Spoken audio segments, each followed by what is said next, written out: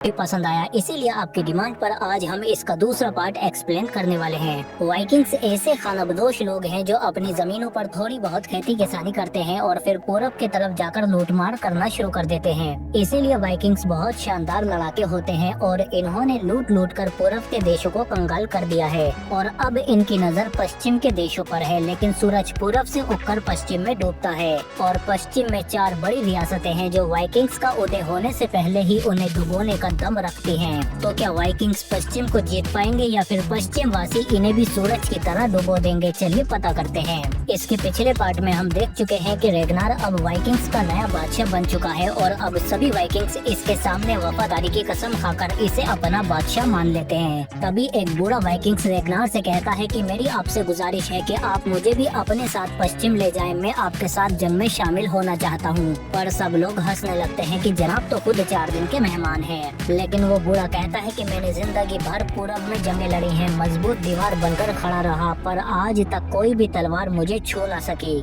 लेकिन मेरे सभी दोस्त जंगों में शहीद होकर वेलहेला पहुंच चुके हैं और अब वो ऊपर देवताओं के साथ जश्न मना रहे हैं। इसीलिए मैं भी जंग में एक सम्मान की मौत मरना चाहता हूँ ताकि मैं भी मरने के बाद वेलहेला जा सकूँ जो हमारा स्वर्ग है। जिस पर रेगनार मान जाता है और फिर ये अपने भाई रोलो से कहता है कि तुम्हें वफादारी की कसम खाने की जरूरत नहीं है, तुम पहले ही वफादारी साबित कर चुके हो। और फिर रात को हम देखते हैं कि रेगनार का बेटा बेयोन कहता है कि इस बार मैं भी आपके साथ पश्चिम जाऊंगा, अब मैं बड़ा हो चुका हूँ। जिस पर रेगनार कहता है कि तुम यहीं रुककर अपने परिवार का ख्याल रखोगे। और फिर रेगनार अपने लोगों से कहता है कि तैयार हो जाओ, इस बार हम पूरी ताकत के साथ पश्चिम जाएंगे। और फिर कुछ वक्त बाद ही हम देखते हैं कि ये सब लोग अपनी बड़ी सी नावों में पश्चिम की ओर निकल जाते हैं और लंबा समुद्री सफर तय करने के बाद ये पश्चिम की नदियों से होते हुए इस बार पहले से ज्यादा आगे आ जाते हैं। तभी यहाँ का सेनापति बादशाह एले को आकर बताता है कि वो लुटेरे फिर से आ रहे हैं जिन्होंने पिछली बार हमारे गिरजा घरों में कत्लेआम मचाकर उन्हें लूटा था। जिस पर बादशाह कहते हैं कि आने दो उन्हें, पर उससे पहले ये अपने सेनापति को सांपों के गड्ढे में डालकर मार देते हैं क्योंकि पिछली बार ये उनसे डरकर भाग गया था। इसके बाद बादशाह एले अपने भाई एथेलवुल्फ को बुलवाते हैं और इससे कहते हैं कि हमारी सेना जंग के लिए तैयार है, बस तुम्हारे जैसे सेनापति की कमी थी। जिस पर एथेलवुल्फ कहता है कि मैं अपनी सरजमी के लिए अपनी जान भी दे सकता हूँ, आप फिक्र मत करिए, इस बार वो लुटेरे बच नहीं पाएंगे। जबकि इधर हम देखते हैं कि इस बार वाइकिंग सीधा हमला करने के बजाय इनके राज्य के थोड़ा बाहर रुककर ही डेरा जमाते हैं। और तभी एथेलवुल्फ भी यहाँ पर अपनी सैनिक टुकड़ी के साथ आ जाता है और अपने सिपाहियों से कहता है कि अभी वहाँ पर जाकर हमला करने पर उन्हें ही फायदा होगा, इसीलिए हम भी यहाँ पर रुककर अपना तंबू लगाएंगे। पर इसके सिपाही कहते हैं कि जनाब हमें अभी ही इन पर हमला कर देना चाहिए, यही सही मौका है। पर एथेलवुल्फ कहता है कि तुम्हारी इतनी हिम्मत कि तुम मुझे सिखाओगे, ये जंगली ही तो हैं, इनमें इतनी समझ नहीं है, जोश में आकर ये हम पर खुद ही हमला करेंगे और तभी हम अपनी अच्छी पोजीशन का फायदा उठाकर इन सबको खत्म कर देंगे, इसलिए अब चुपचाप तंबू लगाओ। और एथेलवुल्फ ये भूल गया कि ये जंगली जंग में भी कोई कायदे नियम नहीं मानते, इसीलिए जब एथेलवुल्फ और उसकी सेना तंबू लगाकर सो रही होती है तो ये चुपचाप इनकी छावनी में घुस जाते हैं। और अचानक हुए इस हमले से एथेलवुल्फ और उसके सिपाही संभल नहीं पाते और वाइकिंग्स इन्हें चुन चुनकर बड़ी बुरी तरह से मारने लगते हैं। सिपाहियों को कुछ भी समझ में नहीं आ रहा कि आखिर इनसे लड़ना कैसे है, क्योंकि वाइकिंग्स के लड़ने का तरीका और रणनीति बिल्कुल अलग है। इसीलिए ये सिपाही इनके आगे ज्यादा देर तक नहीं टिक पाते और वाइकिंग्स इनको जल्दी ही मार मार कर खत्म कर देते हैं। और जब तक सुबह होती है तो ये एथेलवुल्फ और उसके कुछ सिपाहियों को भी बंदी बना चुके होते हैं। और फिर रेगनार एथेलवुल्फ से पूछता है कि तू कौन है वे? जिस पर ये बताता है कि मैं मालिक का भाई हूँ, मेरा नाम एथेलवुल्फ है। जिस पर रेगनार कहता है कि तू तो काम की चीज है, चल आ मेरे साथ। और फिर रास्ते में ही रेगनार बूढ़े से पूछता है कि क्या जिस पर ये कहता है कि ओडिन ने मेरी चर्चा नहीं सुनी, लगता है कि धरती पर चीनी का रंग बढ़ता जा रहा है। और फिर रोनो रेगनार से पूछता है कि ये नमूना कौन है? जिस पर रेगनार बताता है कि ये सेनापति जी है, बादशाह के भाई। और जब ये खबर बादशाह एले तक पहुंचती है तो वहाँ पर मौत का सन्नाटा लगा जाता है और बादशाह कहते हैं कि आखिर ये सब चल क्या रहा है, आखिर कौन है ये लोग और क्या चाहते हैं? तभी इनमें से कोई कहता है कि बादशाह ये लोग यहाँ से लूट मार करने आए हैं, इसलिए इन्हें जो चाहिए वो देकर यहाँ से रवाना कर देते हैं ताकि हम लोग शांति से जी सकें। बेवजह खून बहाने का कोई मतलब नहीं। जिस पर बादशाह कहते हैं ठीक है। बादशाह अपने भाई की सलामती और जंग को टालने के लिए रेगनार को अपने पास बुलवाते हैं और रेगनार भी जल्दी ही अपने सिपाहियों के साथ बादशाह से मिलने के लिए दावत पर आ जाता है। और फिर बादशाह इन्हें अपने परिवार से मिलवाने के बाद कहते हैं कि इसलिए हमें खुशी है कि आपने हमारी दावत कबूल की। इसीलिए फरमाइए। और फिर खाना पीना करने के बाद रेगनार कहता है तो अब काम की बात कर देते हैं। जिस पर बादशाह कहते हैं कि बताओ तुम्हें क्या चाहिए। जिस पर रेगनार कहता है कि हमें 2000 किलो सोना और चांदी चाहिए। जिस पर बादशाह कहते हैं कि तुम्हारा दिमाग तो ठीक है, इतनी ज्यादा रकम हम कैसे दे सकते हैं। जिस पर रेगनार कहता है तुम मत लीजिए और अपने भाई को भूल जाइए, उसके बाद हम सब कुछ नहीं ले लेंगे। जिस पर बादशाह कहता है ठीक है, हम तुम्हारी मांगें पूरी करेंगे, पर हमें हमारा भाई सलामत चाहिए और इतनी बड़ी रकम को इकट्ठा करने में कुछ वक्त तो लगेगा। इसीलिए जब तक तुम लोग वहीं पर रहोगे और घुसपैठ नहीं करोगे। जिस पर रेगनार कहता है ठीक है। और फिर हम देखते हैं कि रेगनार अपने लोगों के साथ कुछ वक्त यहीं पर रुकता है और फिर इसके बाद जल्दी ही बादशाह इनके पास सोना भेज देता है। सिपाही सोना छोड़कर चले जाते हैं और जब रेगनार अपने लोगों को उसे लाने के लिए भेजता है तो ये देखते हैं कि ये सारे बक्से खाली हैं, क्योंकि बादशाह ने सोने की बजाय अपनी सेना भेज देती है। और फिर बादशाह की काफी बड़ी सेना इनकी ओर आने लगती है और इस बार ये तादाद भी ज्यादा है। और रेगनार ने पहले ही इस हमले की रणनीति बना रखी थी, इसलिए जैसे ही सेना आगे ही ये फेंसिंग बंद कर देते हैं, जिससे बादशाह की सेना में हड़बड़ी मच जाती है और सिपाही बेतर हो जाते हैं। जिसका फायदा उठाकर वाइकिंग्स इन पर हमला कर देते हैं और वे कुछ जंगलियों की तरह बादशाह की सेना पर टूट पड़ते हैं। और साफ जाहिर हो रहा है कि बादशाह की फौज इस बार भी इन वाइकिंग्स के आगे नहीं टिक पा रही, क्योंकि ऐसे लड़ाकों से ये आज से पहले कभी नहीं लड़े और इतनी बड़ी सेना होने के बावजूद भी ये बस कुछ वाइकिंग्स को ही मार पाते हैं। जबकि बड़े मियाँ अकेले ही इनके कई सिपाहियों को मार गिराते हैं, पर तभी पीछे से एक सिपाही उन्हें मार देता है, पर तभी रेगनार आकर उस सिपाही को मार देता है। और जब ये बड़े मियाँ की तरफ देखता है तो वो वेलहेला कहते हुए मर जाते हैं। जबकि इधर हम देखते हैं कि रेगनार का भाई रोलो भी इन बचे हुए सिपाहियों को चुन चुनकर मार रहा होता है। ये किसी को भी भागने का मौका नहीं देता और सबको मार देता है, जो जख्मी होते हैं उन तक को नहीं छोड़ता। इसके बाद रेगनार बादशाह के भाई एथलवुल्फ के पास जाकर कहता है कि लगता है कि तुम्हारे भाई को तुम्हारी जान की ज्यादा परवाह नहीं है। जिस पर एथलवुल्फ कहता है कि अगर मुझे बात करने दोगे तो मैं उन्हें मना सकता हूँ। जिस पर रेगनार कहता है कि अब तुम्हें उसी के पास भेजूंगा। इसीलिए ये एथलवुल्फ को मारकर उसके घोड़े पर इसकी लाश को लटकाकर बादशाह के पास भेज देता है। और फिर ऐसे ही कुछ वक्त बीतता है और हम देखते हैं कि इधर रेगनार की बेटी का रास्ता दूर एक बेटा होता है, पर वो मरा हुआ था। जिससे अनजान रेगनार इधर देखता है कि आखिरकार बादशाह ने भी इसके आगे घुटने टेक दिए हैं और शर्त के मुताबिक इन्हें 2000 किलो सोना और चांदी दे दिया है, जिसे लेकर रेगनार अपने घर की ओर निकल जाता है। और ये अपनी इस जीत पर बहुत ही ज्यादा खुश है, क्योंकि आज से पहले किसी भी वाइकिंग्स ने इतना सोना नहीं लूटा था जितना रेगनार एक बार में ही लूट कर ले जा रहा है। ईश्वर की सौगंध खाता हूँ कि मैं जब तक इस रेगनार से बदला नहीं लूंगा, जब तक चैन से नहीं बैठूंगा। आज पहला इस समस्या का अंत करूंगा इसकी मौत से। और फिर इसके कुछ टाइम बाद हम देखते हैं कि रेगनार को सफर से लौटे हुए काफी वक्त हो चुका है, लेकिन फिर भी ये खुश नहीं है। तभी पादरी इसके पास आता है तो रेगनार इससे कहता है कि हर 9 साल में हम उपसाला के मंदिर जाते हैं ताकि अपने देवता को प्रसन्न देकर उनका शुक्रिया अदा कर सके। हमारे वंश के लिए, जंग में जीत के लिए और सबसे जरूरी बच्चे की हिफाजत के लिए। हमारे जन्म से पहले ही मेरे बच्चे को बच्चे छीन लिया गया और अब मैं सोचे मजबूर हो गया कि आखिर सब देवताओं का दिल दुखा लिया। इसीलिए अब मैं उपसाला के मंदिर जरूर जाऊंगा अपने बच्चे को लेकर और तुम भी मेरे साथ चलोगे। और फिर इसके बाद हम देखते हैं कि जल्दी ही रेगनार अपने परिवार और अपने खास साथियों को लेकर अपने देवताओं के मंदिर उपसाला जाने लगता है। और फिर जल्दी ही ये लोग पहाड़ियों का लंबा सफर तय करके उपसाला पहुंच जाते हैं। और अंदर जाने पर यहाँ के पुजारी इन्हें आशीर्वाद देने लगते हैं कि ओडिन, थोर और फ्रेया की जय हो, तुम पर सभी देवताओं का आशीर्वाद बना रहे। इसके बाद रेगनार पादरी को थोर की मूर्ति के पास ले जाता है और इसी देवता थोर के बारे में बताने लगता है। जबकि इधर फ्रेया की मूर्ति के आगे प्रार्थना कर रही होती है कि मुझे एक और बेटा दीजिए, यही मेरे सुंदर देखने की आकांक्षा कीजिए, पर मुझे एक बेटे से मांगिए। और इधर रेगनार भी ओडिन की मूर्ति के आगे प्रार्थना कर रहा होता है और उससे पूछता है कि बताइए कि आखिर मुझे मेरे बेटे को मिलेगा। बाहर आने पर पादरी पूछता है कि यहाँ इतने जानवर क्यों हैं, रंगीन सा बाजार आपकी जीवन की है। जिस पर रेगनार कहता है कि इन सबको बतानी चाहिए, पर पादरी पूछता है कि ये जगह खाली क्यों है। जिस पर रेगनार बताता है कि ये जगह इंसानों के लिए है, क्योंकि आज इंसानों को भी कुर्बान किया जाएगा।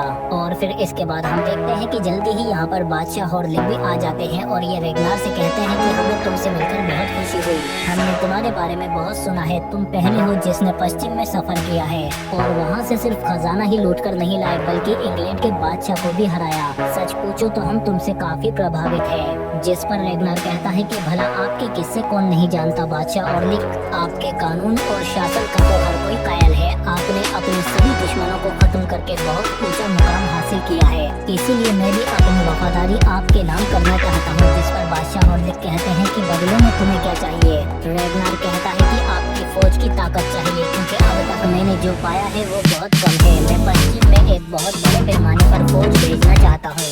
खजाना तो लूटना ही है पर साथ में नए देश भी खोजेंगे। जिस पर बादशाह कहते हैं तो इसी बात पर गले मिलो, क्योंकि आज से हम दोनों एक हैं। और फिर बादशाह इससे कहते हैं कि अब जब तुमने हमारी वफादारी की कसम खा ली है तो हमें तुम्हारी भी मदद चाहिए। दरअसल यूसुफ का एक छोटा मोटा बादशाह है जिसका नाम बादशाह मोहम्मद है, जो हमारी कुछ जमीनों पर कब्जा जमाए देता है और हमें धमकियां भी दे रहा है और अब उसकी आवाज और ज्यादा बुलंद होती जा रही है। इसीलिए हम चाहते हैं कि तुम हमारी तरफ से समझौते के लिए निर्णय ले जाओ, क्योंकि अब तुम्हारा भी अपना नाम है और अगर मामला सुलझा लिया तो जिंदगी भर हम तुम्हारे एहसानमंद रहेंगे। जबकि इधर हम देखते हैं कि गार्डन को अपने पास बुलाते हैं और इससे कहते हैं कि हमने सुना है कि तुमने ईसाई धर्म को छोड़कर हमारा धर्म अपना लिया है, क्या ये सच है? जिस पर पादरी कहता है पुजारी इसे बताते हैं कि आज तुम्हें यहाँ ईश्वर के लिए कुर्बान किया जाएगा, क्या ये बात जानते हो?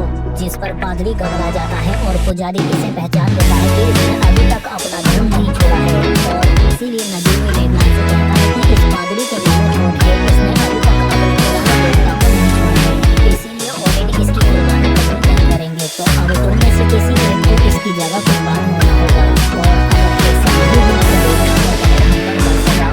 और स्वागत करना भी छोड़ देंगे। तभी रेगनार का एक साथी खड़ा होकर कहता है कि इस पवित्र मौके को मैं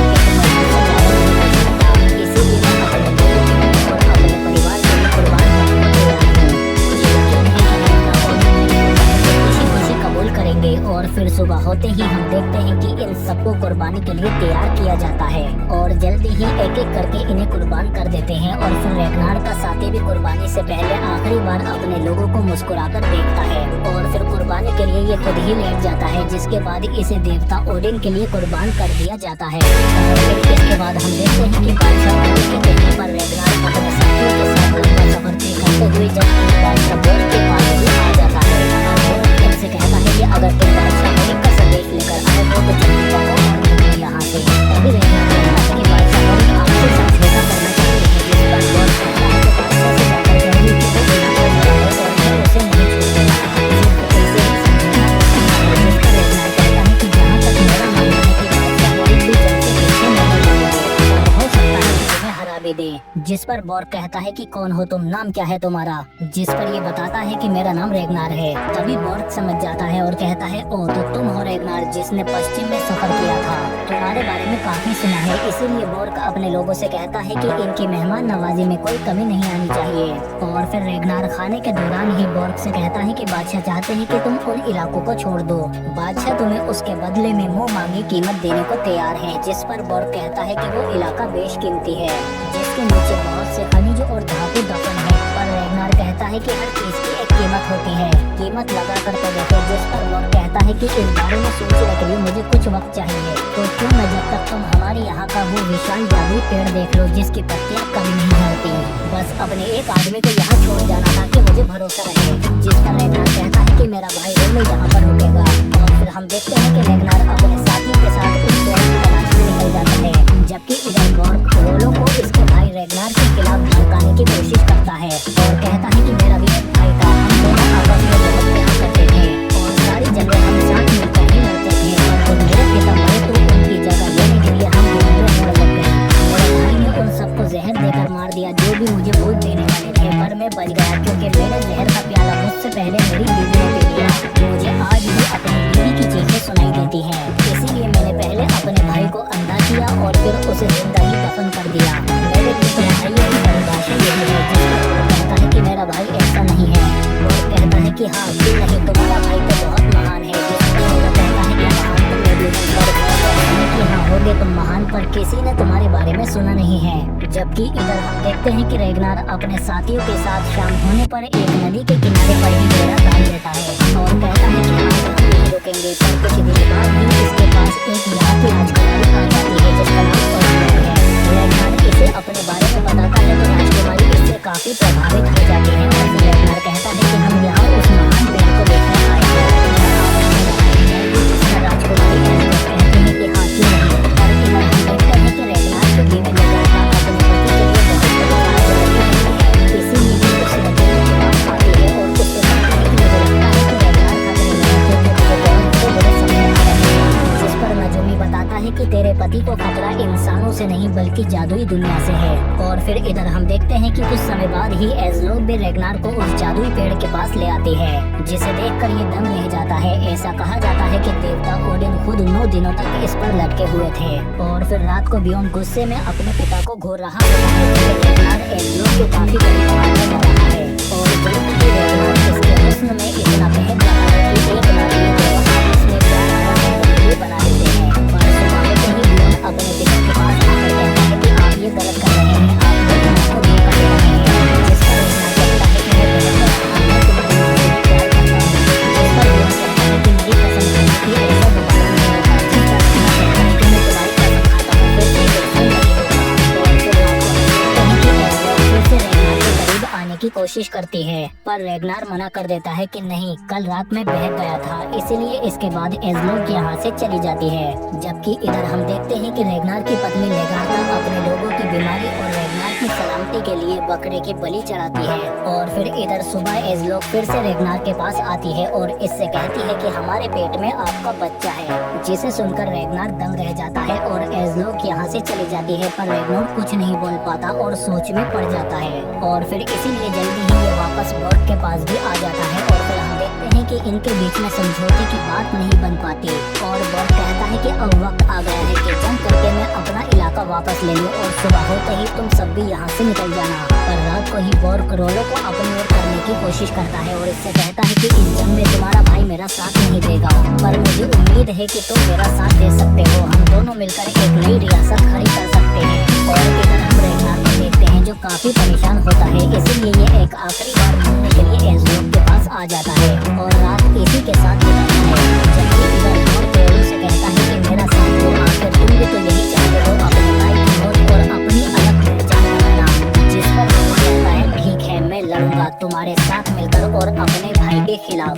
और फिर इसके कुछ टाइम बाद हम देखते हैं कि रेगनार ये सारी बात आकर बादशाह होरिक को बताता है कि बॉर्ड समझौते के लिए नहीं माना और उसने जंग की धमकी भी दी है। जिस पर बादशाह कहते हैं कि बस बहुत हुआ, सेना तैयार करो, अब उससे इसका जवाब जंग के दौरान नहीं दिया जाएगा। और फिर इसके बाद जल्द ही ये लोग जंग के लिए स्कैंडिनेविया में आ जाते हैं। और रेगनार को अभी भी यकीन नहीं हो रहा कि उसका भाई उसे धोखा दे सकता है क्योंकि इसकी कोई वजह ही नहीं है। जिस पर फ्लोकी कहता है कि मियाँ अगर वजह होती तो ये धोखा थोड़ी ना होता। और फिर तभी बॉर्ड भी अपनी सेना के साथ यहाँ पर आ जाता है जिसके साथ इसका भाई रोलो भी होता है। फ्लोकी कहता है ये देख ले, फ्लोकी गलत नहीं होता मियाँ, पर रेगनार का दिल अभी भी नहीं मानता, इसीलिए अपने एक खास आदमी कारे को उसके पास संदेश देने के लिए भेजता है। और फिर जल्दी ही रोलो के पास आकर कहता है कि मेरे साथ में बहुत सी जंगें मिलकर लड़ी हैं। दूसरी तरफ खड़ा है जो तुम्हारा सगा भाई है, तुम्हारा खून का रिश्ता है, उससे किसी ने तुम्हें जिस पर रोलो कहता है उससे कहना कि अब ठंडा दिमाग नहीं बल्कि गरम खून जवाब देगा। और फिर जल्दी ही हम देखते हैं कि ये दोनों सेनाएं एक दूसरे के आमने सामने खड़ी होती हैं। एक भाई दूसरे भाई के खिलाफ खड़ा है। तभी रेगनार अपने साथियों से कहता है कि ढाल की दीवार और भाले। और फिर जल्दी ही ये दोनों सेनाएं एक दूसरे पर हमला कर देती हैं और खूनी जंग इस बार आपस में ही शुरू हो जाती है। ये दोनों ही सेनाएं एक दूसरे को मारना काटना शुरू कर देती हैं। इनमें कुछ अच्छे दोस्त हैं और कुछ भाई लोग आपस में एक दूसरे के खून के प्यासे होते हैं।